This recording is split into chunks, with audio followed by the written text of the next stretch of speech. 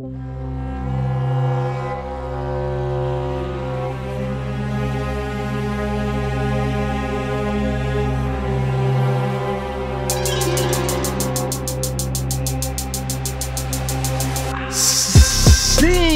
no ar, telescópio de número 141. Estamos juntos. Vamos lá. Foi de zoeira isso? Não foi não. Caraca, velho. Cara, do nada os caras regaçam com gravação, vai. Sim, no ar, telescópio de número 141. Estamos juntos pela 100ª, 40ª, primeira vez, episódio comemorativo de 8 anos de telescópio, meus amigos. Parabéns pra vocês, telescopers, que nos acompanham há 8 anos. Sim, 8 anos, hein? 8 anos, Rodrigo, cara. Pro Lucas e pra Será Deia. que alguém nos acompanha há 8 anos? Eu acompanho. 8 anos. Intimamente. Viu, Lucas? Isso é uma mensagem pra você, talvez. No Teve algum gap aí que você... No link do Lucas dá uns 4 anos. Quero comemorar os meus 5 anos de telescópio. O somatório dos episódios, quando... É tipo namoro que acaba e volta muitas vezes. Quanto tempo você namora? No bruto ou no líquido? então... Yes. E hoje, vocês perceberam presencialmente, né? Isso é uma coisa diferente que muito Mas nos como alegra. que eles vão perceber que é presencialmente? Porque a dinâmica é totalmente outra. Não, tudo bem, mas até agora... Não... Estamos presencialmente, né? Aqui na PIB Campinas. Bate a mãozinha aqui, Lucas. Aí, Agradecimento à PIB Campinas, oferecimento. Aí. E agradecimento também ao Cirilo, que... Nosso técnico de som. Técnico de som que não quis participar, embora convidássemos insistentemente. Ó, produtor. Você tem medo de quê? Um dos sentimentos mais básicos do ser humano é importante para nos preservar de certos riscos, mas também pode sair do controle e nos paralisar, criar situações de desespero e nos fazer perder a razão, perder o controle e até mesmo perder a fé. Será? Quais os nossos medos? Como aprendemos a lidar com eles? E como a nossa fé nos ajuda a lidar com esses conflitos tão íntimos? Por quê? Quando a gente vai fazer 8 anos, um episódio comemorativo, né, festivo, a gente vai falar desse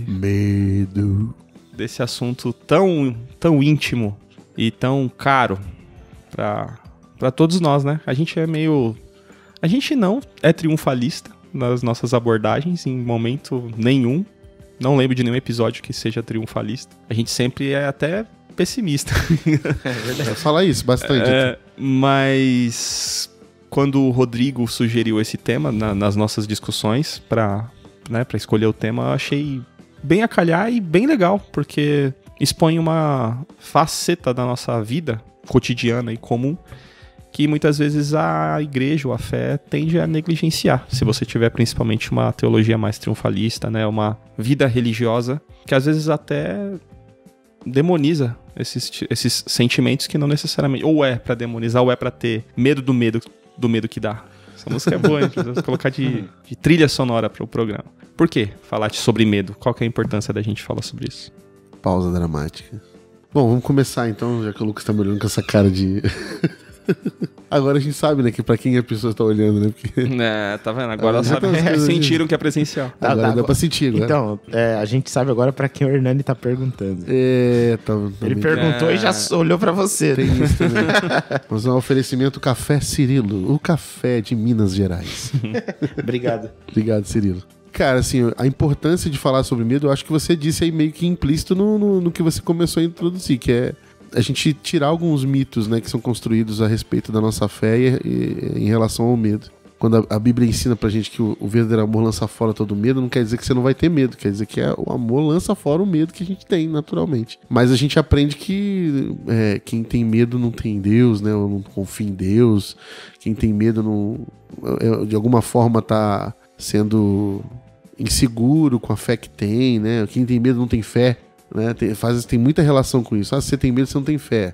E eu acho que quando a gente fala sobre medo de maneira madura e olhando para o que a gente aprende com Cristo e com tudo que a Bíblia nos ensina sobre medo, a gente vai entender que medo é uma coisa tão humana e tão parte de nós que a frase não tenha medo, né, na Bíblia se repete inúmeras vezes, né?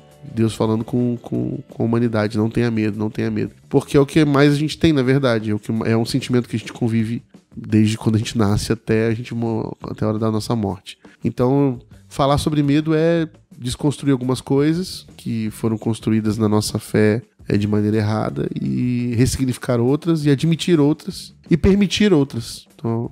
Eu queria aproveitar esse texto que você citou para falar uma coisa que geralmente a gente fala, o verdadeiro amor lança fora todo medo. Não tenha medo, Deus te ama. Calma, não é assim também. Esse texto, ele tá num trecho em que o apóstolo João, ele tá falando a respeito do juízo de Deus. Quando ele fala o verdadeiro amor lança fora o medo, o que ele tá dizendo é, você que foi alcançado por Deus, que é amor, e agora está no amor de Deus, você pode descansar em paz e não ter medo, porque o teu destino tá decretado, a presença de Deus na tua vida tá decretada, Deus não olha mais para você com juízo, mas olha para você com graça, com amor, com bondade. Então ele tá falando a respeito desse medo. E aí a gente às vezes fala isso que você tava falando, né? O medo é falta de fé. Não, calma. É esse medo vinculado ao julgamento, ao castigo. Ah, meu Deus, o que Deus vai pensar de mim? O que Deus vai fazer comigo porque eu fiz tal coisa? Esse medo é lançado fora para quem está no amor de Deus. É muito específico, é muito pontual. Não é algo mais genérico, assim, generalizado. E uma outra coisa, assim, para iniciar a conversa, para a gente ver a relevância, há alguns anos atrás, o Rodrigo comentou isso, que ele fez uma pesquisa bem nichada com alguns homens da igreja e eles falaram a respeito do medo e tudo mais. E há alguns anos, teve um jornal que fez uma pesquisa também para jovens, assim, e perguntaram sobre qual temas os jovens queriam falar e convidaram um Pondé para dar a palestra. E aí eles juravam que os jovens falariam, sei lá, sobre sexo, carreira... uso de droga, descriminalização, sei lá, qualquer coisa desse tipo. E eles votaram em medo. A maior parte dos jovens votaram em medo. Então, assim, pega um nicho muito específico, que é o nicho de homens adultos, mas também pega uma geração de jovens. Então, o medo é um tema latente para toda uma geração desse nosso momento histórico. Essa pesquisa foi feita depois da pandemia ou antes? Foi antes da pandemia. É importante saber disso, porque a pandemia ela também trouxe, né, esse tema à tona, né, medo, né? Então... E aí mais específico, né? Que é o medo de morrer. O medo de morrer, né? O medo do mundo acabar. Perder alguém. Não, o medo da sociedade mudar de repente, né? A gente ficou com esse medo, né? Vieram vários medos à tona, tanto é que foram falados sobre as doenças, as patologias emocionais vieram muito à tona, as crises relacionais, né, de casamento e tudo mais. Enfim, a pandemia suscitou muitos medos, né? Suscitou ou trouxe à tona, né? Talvez, o que estava no porão da alma da galera. Quando esse texto de João que vocês citaram, acho que ele nos liberta de um medo que é bastante instrumental para a religião, né? Sim. Que é você criar uma obediência sustentada pelo medo. Se eu entendi a leitura aí. Então, assim, o amor lança fora todo medo você não precisa mais ter medo. Exato. Pra se relacionar com Deus, pra ser obediente a Deus, pra viver. Essa é a liberdade. Você não tem mais... Isso é uma desgraça, porque muito da nossa fé que vem colonizada por norte-americanos, ela carrega esse evangelicalismo de, tipo, se não vem pro amor, vem pelo temor, né? Isso, e era sobre isso mesmo que eu ia perguntar, porque, assim, o medo acaba sendo uma ferramenta importante também, educativa. Né? O Lucas ainda não tem experiência de ser pai, mas sim, como pai, você usa o medo em várias situações. Várias. De ferramenta pedagógica, né? Você não quer o exemplo clássico telescópico do Rodrigo explicando da tomada, né? Da criança não botar o dedo na tomada. Eu falei, eu acho que umas 10 vezes assim. Mas você usa do medo, você vai se machucar, vai fazer isso, vai fazer aquilo. Tipo, a criança não teve a experiência, você não quer que ela tenha, então você incute nela um medo. E, óbvio, tem exemplos triviais, bobos, mas tem exemplos de que vão criar traumas, né? Então, mas, assim, eu gostaria de fazer um comentário nisso, que existe um medo que é legítimo de ser apresentado. Por exemplo, se você colocar a mão na tomada, você vai levar um choque. Esse medo é legítimo, porque ele vai levar um choque. É verdade, né? Agora, uma coisa é você falar assim, se você colocar o dedo nessa tomada, eu te dou uma surra. E eu acho que a religião geralmente instrumentaliza o medo dessa forma, que não é assim, olha... Não, mereceu mal essa, vai. Foi muito boa. Não, mas é exatamente isso. Que é tipo assim, se você for enfiar o teu casamento, você vai desgraçar a tua vida. Esse é um medo real. Você vai desgraçar a tua vida e vai desgraçar a vida de alguém. Agora, sei lá, você vai pro inferno. Se você, sei lá, for gay, você vai pro inferno, sei lá. Qualquer coisa desse tipo. O medo religioso. É isso aí que a gente tava falando também. Você não aceitar É um medo. Se não aceitar Jesus, você vai pro inferno. Tipo, aí você aceita Jesus por medo. Exato, Não, é um medo que a gente põe na boca de Deus, né? E isso é um problema que uma geração inteira acreditou ser legítimo isso. Você falar pras pessoas... Eu ouvi isso várias vezes da boca de pessoas de dentro da igreja falando assim, se não foi pelo amor, vai pela dor. Ah, a pessoa não vem pelo amor, então vai vir pela dor. E isso é uma coisa... E não fala isso triste, né? Fala com prazer, fala né? assim, não. Você vai vir. Até passava, não sei se vocês lembram, não sei se da geração do Lucas, que é mais novo, mas assim, passava aquele filme nos Retiro, aquele Inferno em Chamas. Esse é clássico. Então, que é justamente isso, é você pôr um medo na galera. Não, se você não se converter na cena dos vermes saindo da cara da pessoa... Exatamente. Nossa, você fica aterrorizado, você fica aterrorizado. Eu assisti umas 4 vezes e me converti 4 vezes. Exato. Pelo amor de Deus, Jesus, me tira daqui. Já me leva. Jesus, eu nem quero ir pro céu. Se você me arrancar disso aí, tá bom. Só me livra disso. O purgatório tá valendo. Eu só não quero viver a tribulação. Não ando de moto até hoje por causa desse filme aí. Que tá acidente de moto, não tem? Tem. Não, mano, não só esse. Então, olha, me botou medo de moto. Essa cultura que é bem dispensacionalista, né, norte-americana, ela traz essa coisa pra gente, né, de essa produção de filmes que vão aterrorizar a humanidade, olha o que virá. Você tá vendo? Você que vai passar por tudo isso? Aí tinha um outro filme que era Como Ladrão na Noite, que também era bizarro também. Até Guilhotina, é o Handmaid's Tale antigo, né? Traz essa coisa terrorista, você fica impressionado. Você vê, eu era moleque, eu lembro disso até hoje, tá na minha cabeça as cenas do filme e tal. Você fica impressionadíssimo. Então você acaba se rendendo a uma fé, aderindo a ela, não porque você teve uma experiência com Cristo, porque você teve uma experiência com medo. Um medo que você nunca sentiu antes e que você quer se pegar a primeira tábua de salvação que passa na sua frente, entendeu? Uhum. Então, mas é esse medo, eu acho que o texto, quando a gente cita ele, cita essa ferramenta, ela já não é mais necessária. Não é nessa lógica de medo que a gente opera como discípulo de Jesus, né? Jesus não veio pregar esse evangelho de medo, né? Ele veio pregar um de liberdade. E aí, às vezes, as pessoas que usam o medo como ferramenta têm medo dessa liberdade. Têm medo das consequências dessa... A gente vive com medo, né? Porque depois que você entra nessa lógica, você fica... A pessoa fala, Jesus vai voltar. É tipo assim, você não tem prazer na volta de Jesus, tem medo. Porque você tem medo que Jesus volte e pegue você fazendo alguma coisa errada, entendeu? Então você é como se... Umas paradas, o pessoal tomava banho de roupa porque tinha medo de Jesus. Exato, né? Tinha uns negócios bizarros mesmo, era verdade mesmo. Era verdade. Não tinha outras pessoas, não eu. Eu conheci gente que fez isso. eu tinha um amigo. Um amigo branco, alto, careca. Ele dormia... Não era careca ainda. Não era careca. Ele dormia de terno porque ele queria ir pro céu, né? Então, mas aí esse é o lance. Ao mesmo tempo, essa mesma fé fala que se você tem fé, você não tem medo. Uhum. Então você vive num paradoxo, uma crise horrenda, né? Tipo, você fica... Peraí, não é pra eu ter medo, mas eu tô aqui porque eu tô com medo. E eu tenho medo disso. E aí quando as pessoas falam assim, volta Jesus, vem, que eu desejo que você venha. Na minha adolescência, cara, sinceramente, eu não desejava que Jesus voltasse, não. Eu tava com medo de Jesus voltar. Não naquela situação que você se encontrava. Exato. Não tava muito bem. Não tava muito bem, né? Não tava muito bem. Dá uma semana. Uma das respostas que a gente viu na pesquisa que a gente fez aqui, a pessoa falou assim, tenho medo de perder a salvação. Aí, tava conversando com um amigo, ele falou assim, nada que uma boa aula teológica não resolva. Eu falei, mas você não tá entendendo, o problema aí não é a teologia, o problema é por que ele tem medo de perder a salvação, né? Como ele tá vivendo. O que tá rolando? Que ele tá com medo a ponto dele falar que vai perder a salvação, né? O problema teológico aí de perda da salvação, não perda da salvação, é o de menos na questão, né? A questão é como que vida é essa que eu tô tendo, que eu tô com medo de... Tá tão grave assim. Exato. Mas isso a religião alimenta, né? A religião põe esse medo. E é esse medo que faz manipular as massas, né? Facilmente você manipula as pessoas porque você joga esse ingrediente do medo, né? Eu acho que não dá pra falar sobre liberdade em relação à fé sem citar Gálatas. Tem uma discussão pegando em Gálatas que é isso. O apóstolo Paulo, ele começa o capítulo 5 assim, vocês foram chamados para a liberdade, vocês são absolutamente livres. E essa fala do Paulo, ela é subversiva, ela confronta a religião, ela confronta os fariseus, confronta quem gosta de lei, quem gosta de moral, quem gosta de coisa escrita para definir comportamento, confronta isso. Os religiosos da época não gostavam desse discurso de Paulo, porque qual era o medo? Se você disser para as pessoas que elas são livres, que tipo de vida que elas terão? Então, é melhor você dizer que elas não são completamente livres, que existe uma lei ainda a ser seguida.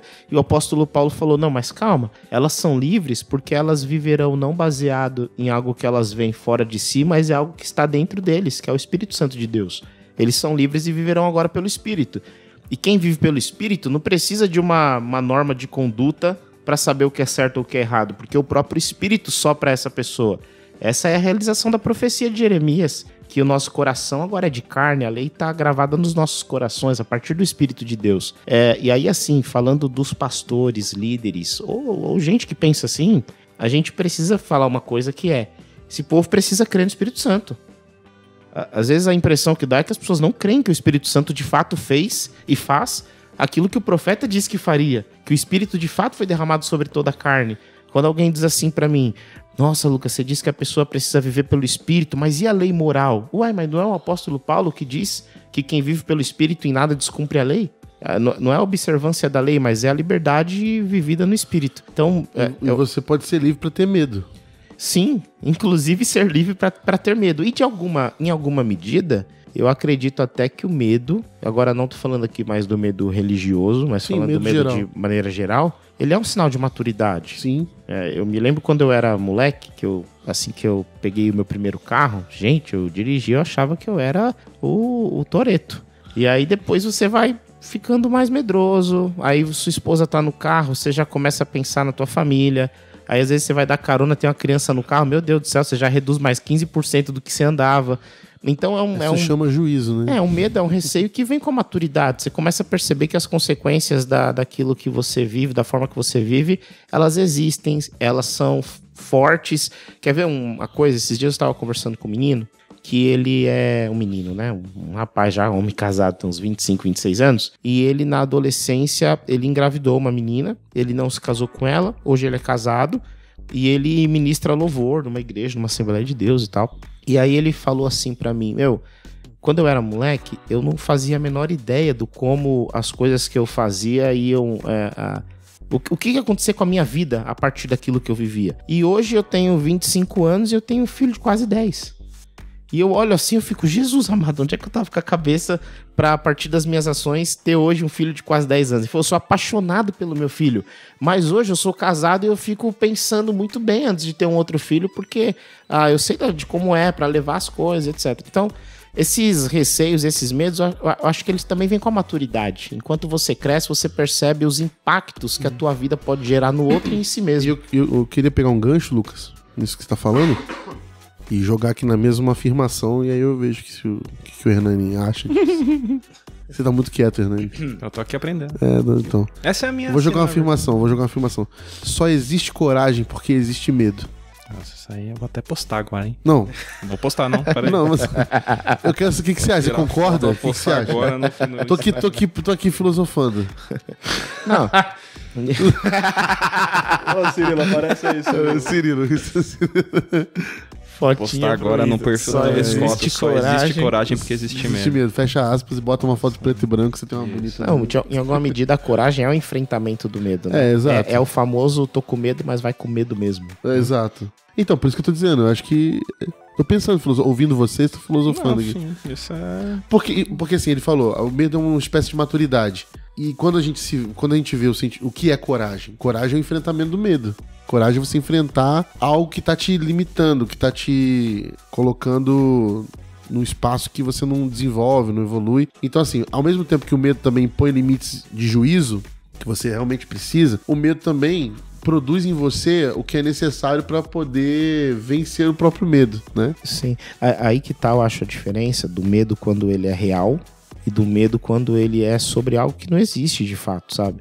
Eu acho que o problema do medo não é o medo, é o medo daquilo que é irreal, daquilo que não existe. Por exemplo, um dia eu vou morrer, evidentemente. Agora, se eu tenho medo de morrer a cada vez que eu sair da minha casa, isso é absurdo. O problema não é o medo, é medo de algo que não é verdadeiro, que não é real. Isso gera uma ansiedade, um pânico, desconfigura os meus dias. E aí vem a questão que você falou da coragem. Agora, quando eu sou corajoso com medo real, eu tenho que tomar cuidado. Porque se o cara, sei lá, vem me assaltar, bota uma arma na minha cabeça, e eu acho que eu sou o Van Damme, pra quem não conhece o Van Damme é antigo, hein? Você acha que eu sou, sei lá, não sei quem são os atores novos aí eu danço, entendeu? Então, coragem, eu acredito que ela entra pra enfrentar aqueles medos que são irreais, ou os medos que me impossibilitam de viver alguma coisa legítima, boa, profunda e que tá me travando por conta desse afeto negativo. É o medo que estraga lá no Marcos Almeida, né? O medo que estraga é esse, é o medo que evita você viver uma vida plena, né? Então, a gente precisa conviver com esse medo, saber que é esse medo, identificar e enfrentá-lo de algum modo. Eu lembrei aqui do Roberto Bolanhos, né? Ele tem o nosso X-Pirito lá. Grande filósofo. Grande filósofo, né? Fez o Chaves, o Chapolin. E ele dizia que o Chapolin era o maior super-herói do mundo, né? Ele era o melhor super-herói do mundo. E aí ele dizia isso por quê? Porque ele ia falar que o Super-Homem, o The Flash, esses heróis, super-heróis aí, todos eles tinham superpoderes e podiam fazer qualquer coisa porque eles não tinham medo. Porque, na verdade, eles não tinham medo porque nada acontecia com eles. E nada podia afetar eles. E o Chapolin, na verdade, não tinha poder nenhum. E tudo podia afetar ele, tudo podia acabar com ele. E mesmo assim ele ia. Então, a coragem do Chapolin era muito maior que a coragem de um Superman, por exemplo, nesse sentido. Achei genial essa colocação do Bolanhos, porque, de fato, assim, a gente, quando a gente vai enfrentar uma coisa, a gente olha assim e fala, a gente tem que ser corajoso porque a gente tá ali. Agora, na fé cristã, a gente, quando traz isso pra fé cristã, a gente pensa assim, por que eu sou corajoso? Por que eu consigo enfrentar alguns medos que me aparecem? Porque eu sei que Deus está comigo. E ele tá falando pra mim assim, não tenha medo. Porque se fosse pensar, tipo assim, sem minha fé, eu não sei, eu tive medos na minha história que eu não sei se eu enfrentaria. E por muitas vezes eu vi amigos no caminho que viraram pra mim e falaram assim, olha, seja corajoso, cara, Deus tá contigo. Aí lembra, pessoal, não tenha medo, Deus tá contigo, você vai enfrentar isso. Mas Deus tá contigo. E o Deus tá contigo é o quê? Saber que tinha gente comigo. Saber que tinha gente que podia lembrar que esse medo tava estragando alguma coisa que eu podia viver que tava me travando, entendeu? Você falando, eu pensei no episódio do barquinho, né? Do Jesus no barco dormindo. Que aí é um medo situacional. Né? Então lá, todo mundo lá vai dar ruim, vai afundar o barco. Jesus tá dormindo e a galera ficou com medo. E Jesus dá um esculacho nos caras, né? Ele acorda. Jesus é humano, né? Acorda de mau humor. E arregaça os caras, mija na cabeça deles. Pô, que fé é essa, né? É homem de pouca fé, né? Mas e aí? Não é o natural você tá numa situação daquela e sentir um medo? Então, mas aí que eu falo. Tanto essa passagem quanto a de Pedro, elas têm coisas em comuns e leituras que a gente faz geralmente erradas, assim. Porque quando a gente vê na passagem de Pedro também, que Pedro vai andar sobre as águas e Jesus termina, homem de pouca fé. Ele também fala isso, né? A gente geralmente lê esse texto como? A gente lê falando assim, que Jesus tava lá na água, Pedro vê, e aí Pedro vai e anda na direção de Jesus. Mas Pedro não vai na direção de Jesus porque ele se encheu de coragem, ele vai porque tinha dúvida. Você é tu mesmo, manda eu ir até você. Porque ele queria ver se era mesmo, entendeu? Ele não vai no nome da super coragem dele, vai no nome da dúvida. Aí as pessoas geralmente falam o quê? Porque enquanto Pedro tava olhando pra Jesus, focado em Jesus, ele tava bem. Aí de repente ele começou a olhar o vento, o mar, ele começou a afundar e deu ruim. Na verdade, o lance é o quê? É que não deu ruim pra Pedro. Porque se fosse isso, Pedro afundaria, morria afogado, já era. Aí Pedro falei, não avisei, morreu. Mas os outros 11 lá estavam... Otário. Corajoso. E o lance não foi esse. Jesus, ele fez ele andar sobre as águas, mas também tirou ele da água quando vai. Então, a mensagem daí é que Deus sustenta a gente em todos os momentos. Com medo ou sem medo, ele tá com a gente, entendeu? Ele tá lá protegendo a gente, ele vai estar com a gente o tempo todo. Pra livrar a gente, pra caminhar com a gente. Mesmo quando a fé é grande ou quando a fé tá falhando. Ele vai estar lá com a gente. A presença divina, a presença do Cristo, ela é sempre, ela não muda. E a gente, quando a gente vê esses textos, a gente tem de fazer, nossa, eles deviam... O do barco. Qual que é? Nossa, que Jesus esperava? Eles deviam ter... Nada, Jesus esperava... Na verdade, Jesus fez o que ele tinha que fazer e disse pra eles, vocês têm pouca fé. Por quê? Na verdade, o que ele tá dizendo? Que se vocês tivessem um pouquinho mais de fé... vocês iam saber que eu tô aqui no barco e nada tá errado. Mas eu mesmo assim, eu tô aqui pra sustentar vocês na tempestade, quando vocês têm muita fé, ou quando vocês não têm fé nenhuma, eu tô aqui pra poder ajudar vocês. O fato é que sempre Jesus, Deus, ele tá garantindo a presença dele lá e que a gente pode confiar que vai dar certo, entendeu? Vai dar certo para o bem. Mas eu tô entendendo a provocação do Nani, que é tipo assim, é isso mesmo, Jesus tá lá, ele salva e tal, mas ele parece salvar meio bravo, né? Meio irritado. Porque meio que ele esperava. Porque que o pai espera? O que um pai espera dos filhos, né? E o que Jesus tá tentando ensinar pros seus irmãos ali e pra nós? É tipo assim, mano, vocês precisam ter mais fé, galera. Saber que eu tô aqui, entendeu? Vocês então, mas lembrar aí isso disso. É ruim, porque essa leitura fala que ter medo é falta de fé. Então, não necessariamente. Eu queria comentar uma coisa sobre isso, que é assim. Ali rola uma preguicinha. Ali tem um contexto que eu acho que a gente precisa considerar isso, que é os discípulos, eles estão em missão com Jesus. Isso aqui eu acho que é primordial pra gente entender esses textos. Eles não estão, sei lá, jogando bola na praia. Eles estão pescando, trampando. Eles estão em missão com Jesus. Eles estão indo de um lugar para outro com Jesus, pregar o evangelho, curar, transformar, etc, etc, etc. E Jesus Cristo está com eles. A fé que Jesus fala ali é óbvio que não é aquela fé assim... Porque vocês estão com medo? Vocês não creem, sei lá, na trindade, no batismo? Não sei. É uma fé vinculada à confiança. Vocês não conseguem descansar em mim, sabendo que eu vou cuidar de vocês e proteger vocês. Que eu tô cuidando de vocês, né? Mas me parece que está vinculado à questão da missão deles.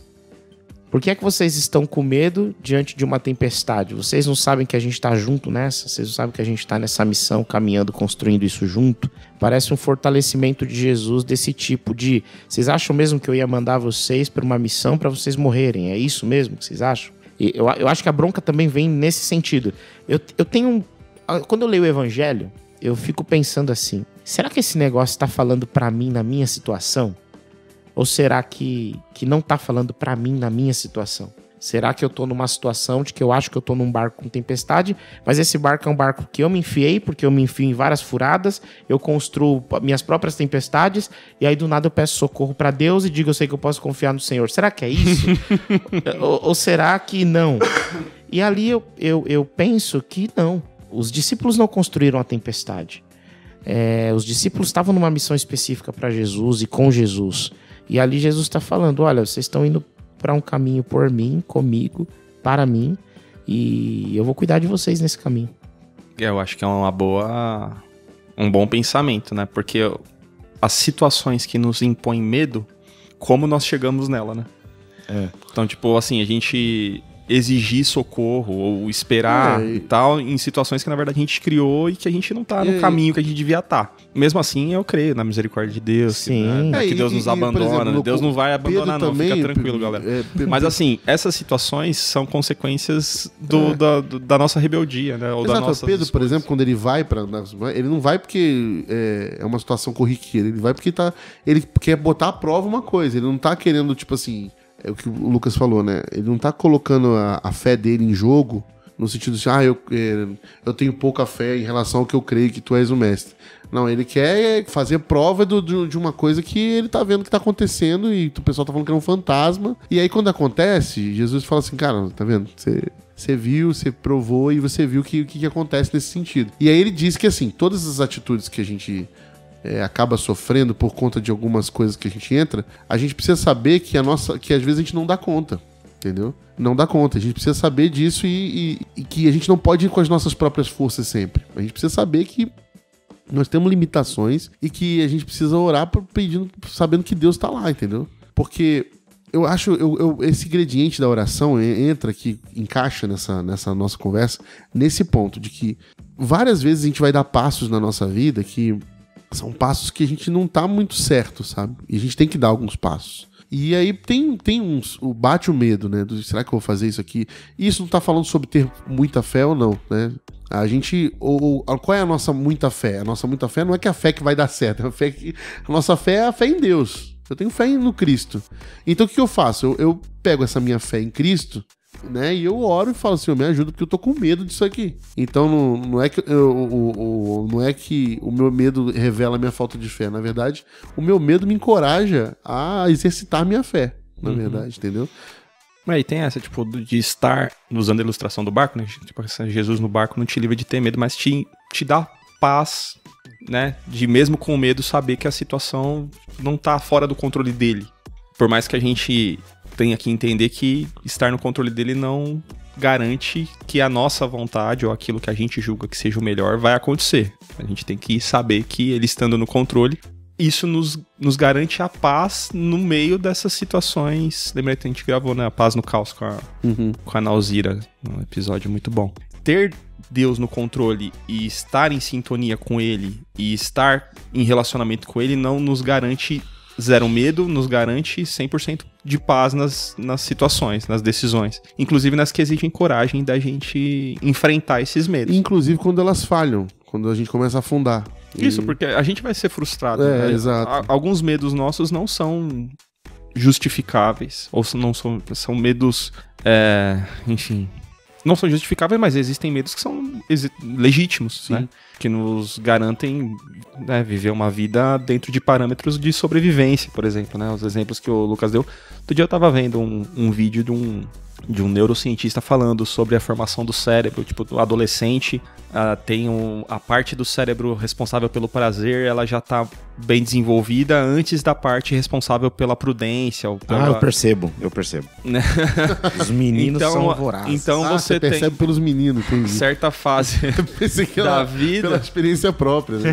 Isso aí passou Todo faz mundo tempo. passou por isso. É, né? exato. Em que você tem essa necessidade ou essa percepção de prazer muito aguçada e pouca noção de consequência. Então é por isso que na adolescência os adolescentes tendem a ter atitudes que quando a gente olha pra trás hoje sobre coisas que a gente fez na adolescência, fala, que estupidez, né?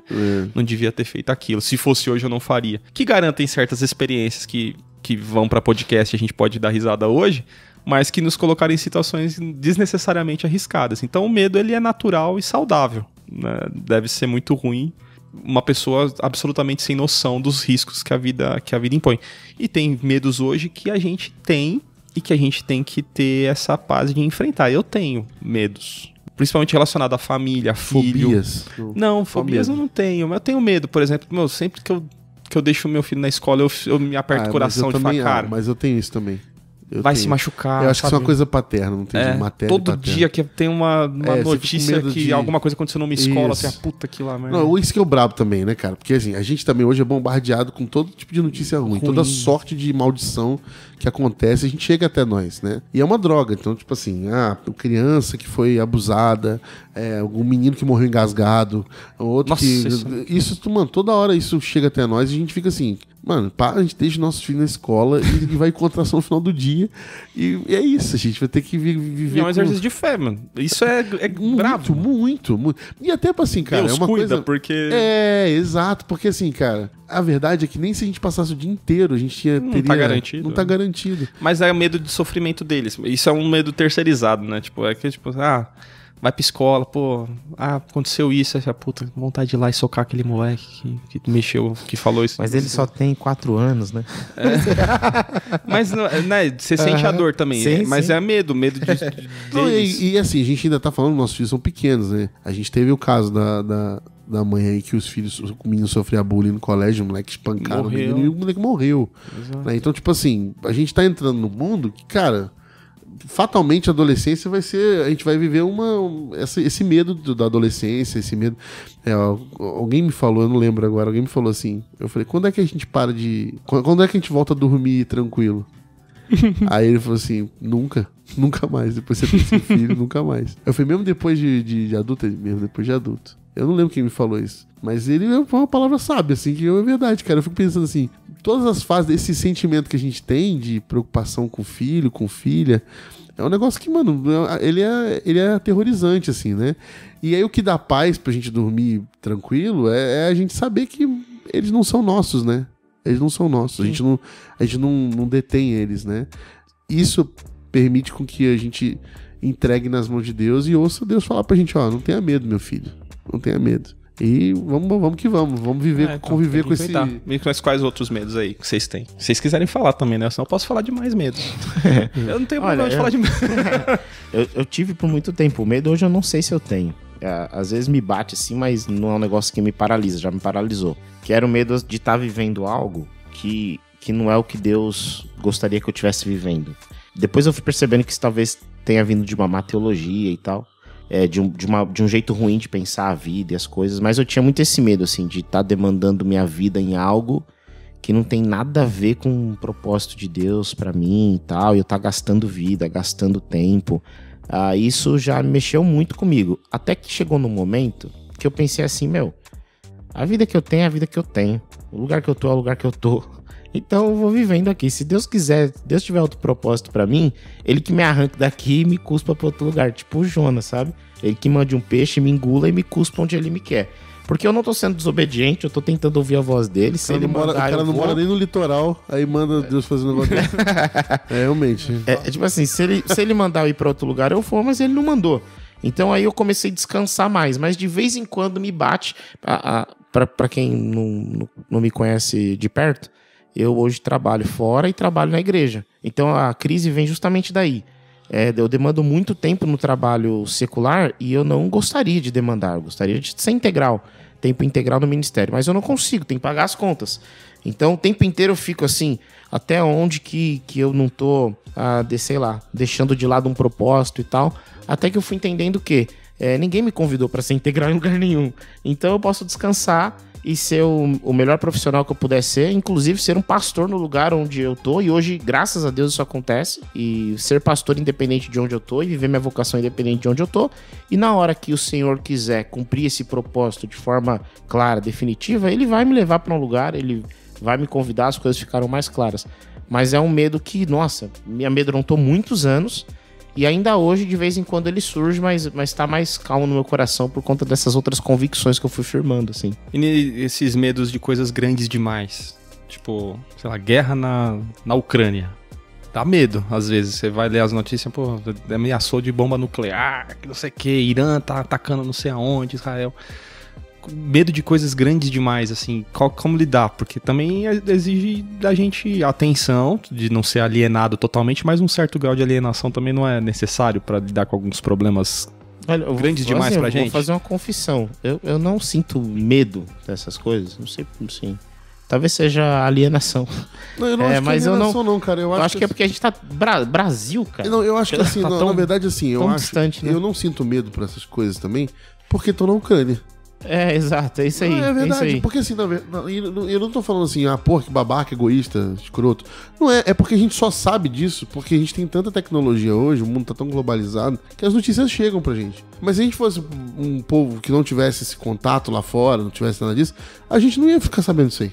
Guerras aconteceram, povos se mataram e ninguém ficou sabendo, entendeu? Só soube depois com a história que é contada, né, arqueologia e tudo mais.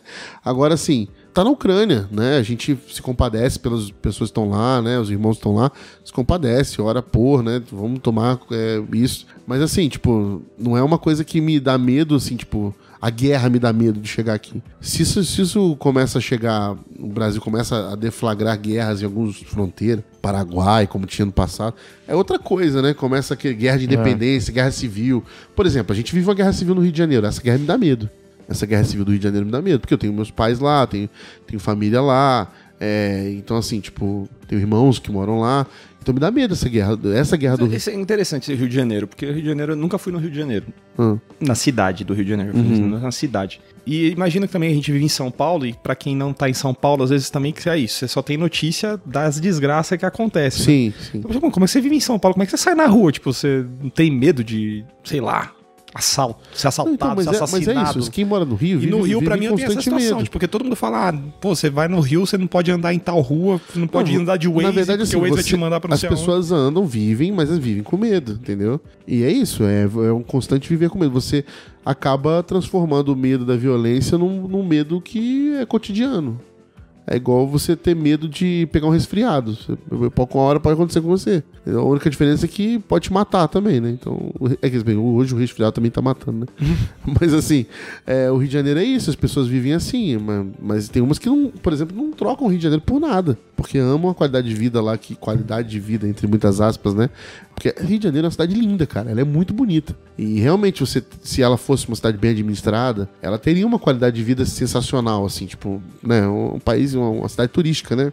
Mas ela tá entregue à má administração, à corrupção, à milícia, a jogo do bicho e tudo mais. Então, assim, cara, se você...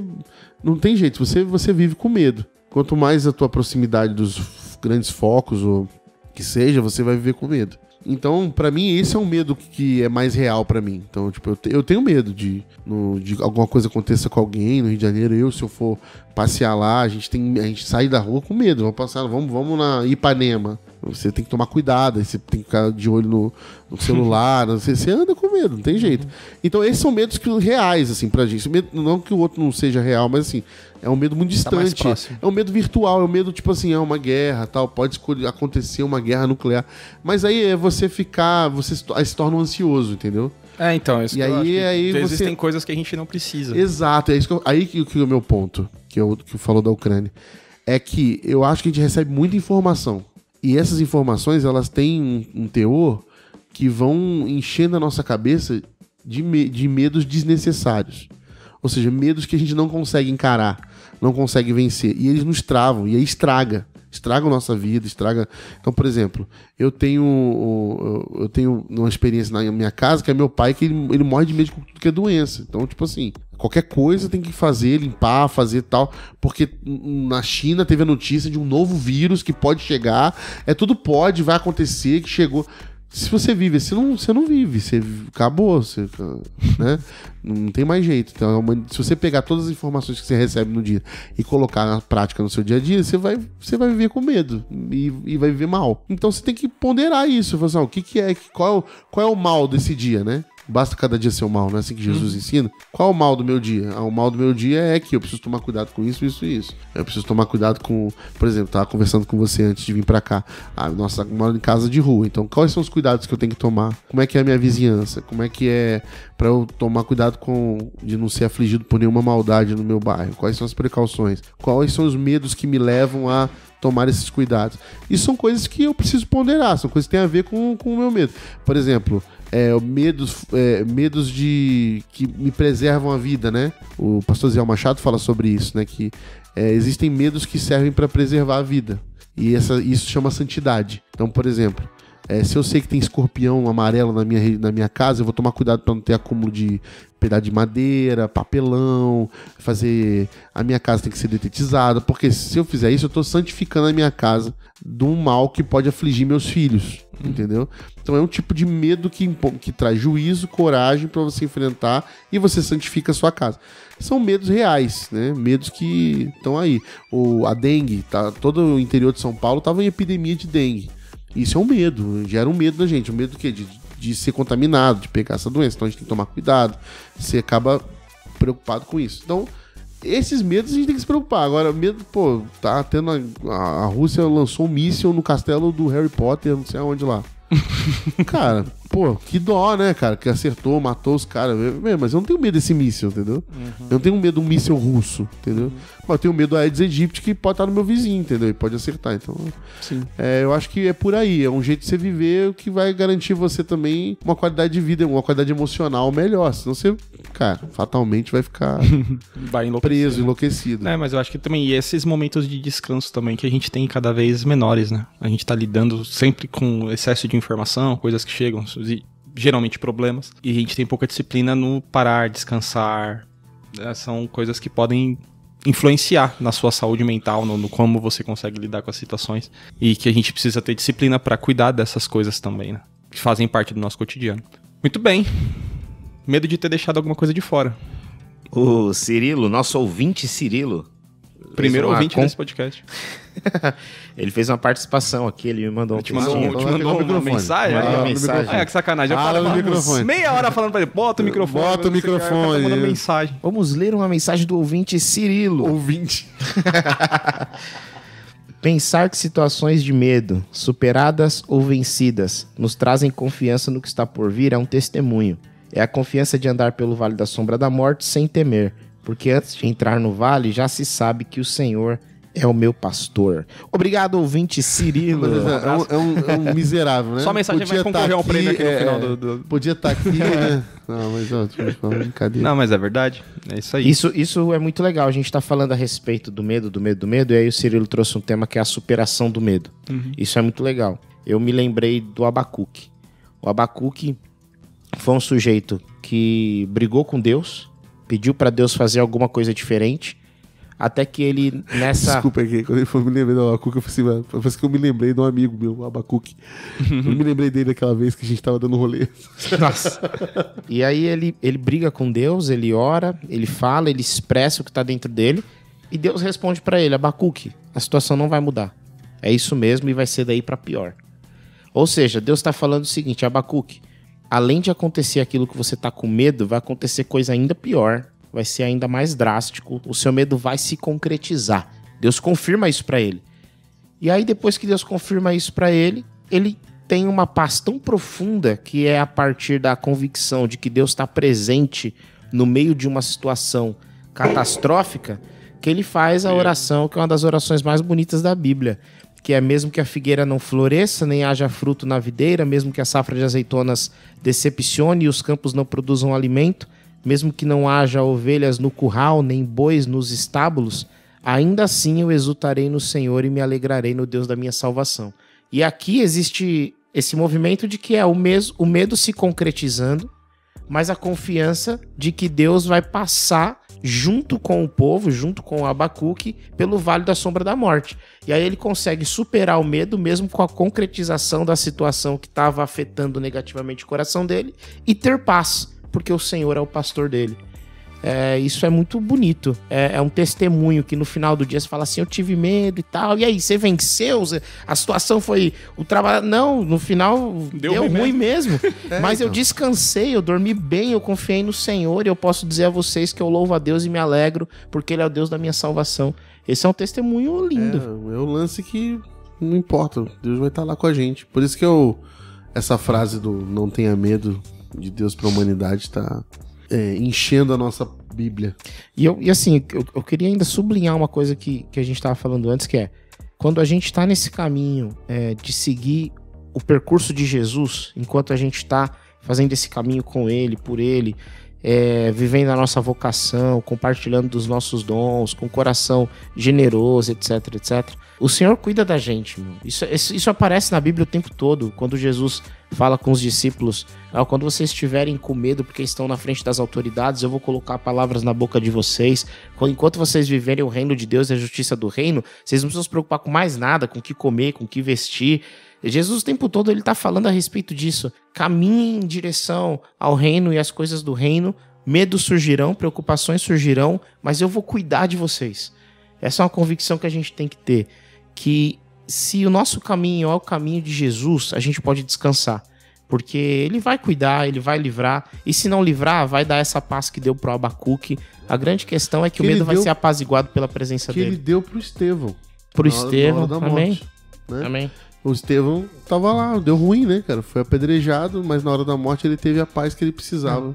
E essa garantia de essa segurança, né? É o texto que o Cirilo, nosso ouvinte Cirilo, mandou, né? Você vai passar no vale da sombra da morte, mas ainda assim... Deus, eu estarei confia. Com vocês, eu estarei com vocês. Não, né? É que não vai. Tu me livrarás de todos os vales de sombra da morte. Não vai. Relaxa, vai dar ruim em algum momento. Essa presença é redentora, né? É a presença redentora que faz a gente enfrentar o medo. E aí a gente volta pro versículo primeiro, né? O verdadeiro amor lança fora todo medo. Por quê? Quem é o amor, né? Deus é amor. Então, se Deus tá com a gente, Amém.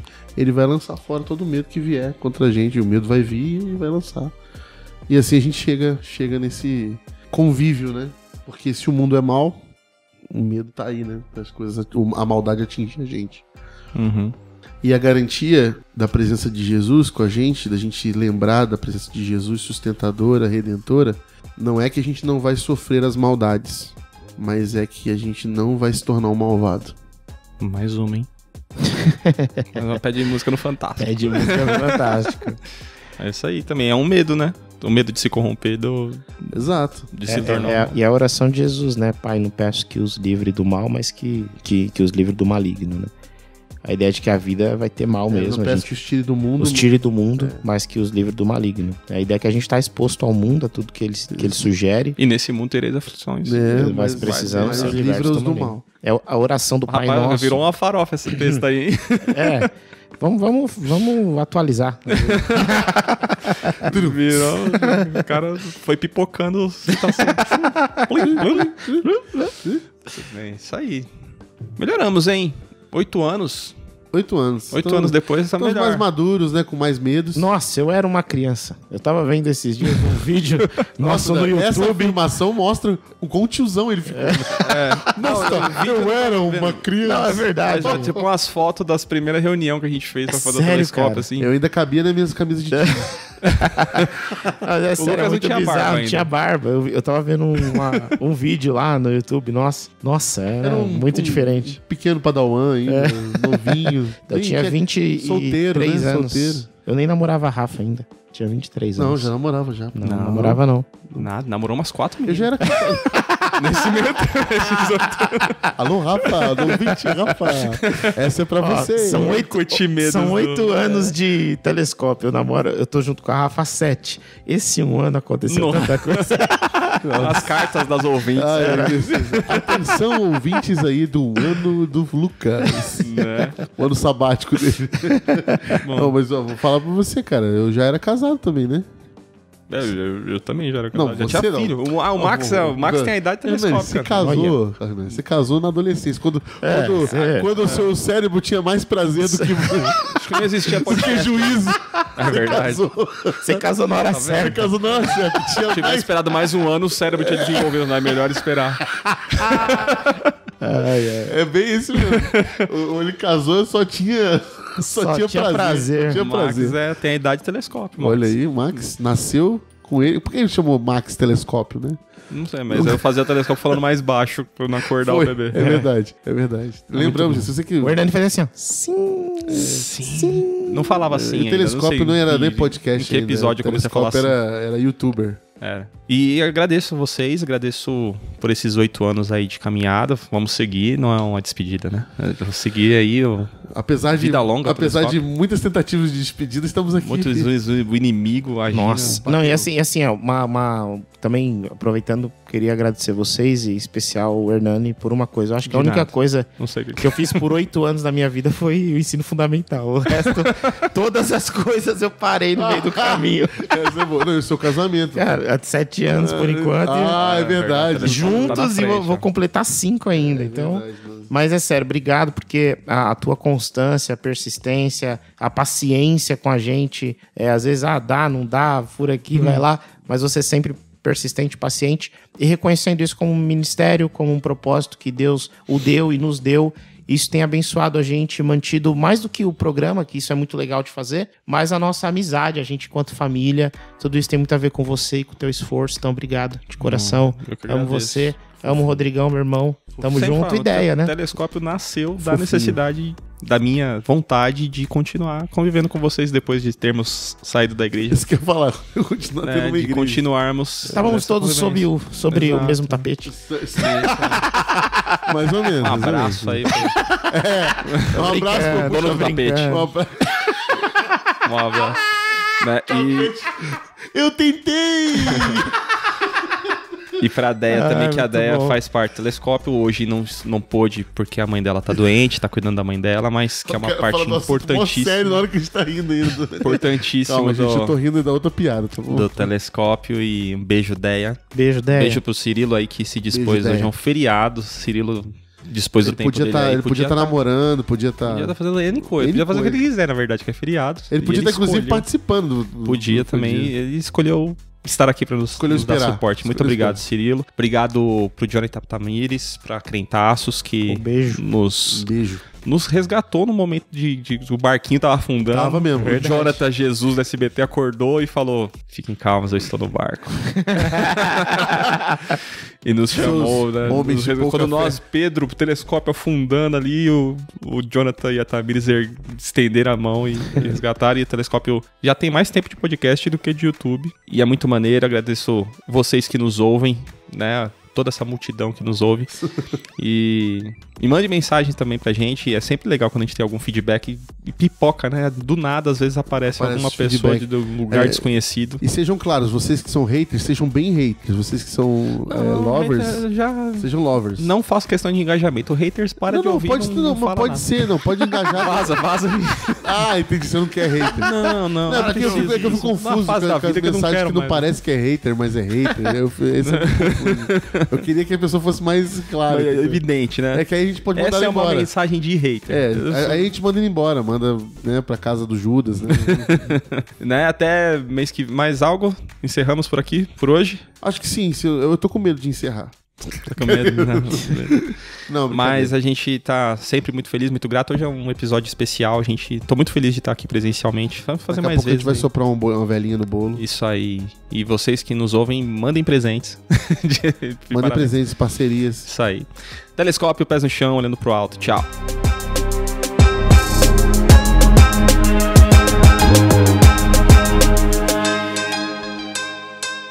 Mamãe! É Deus, mamãe!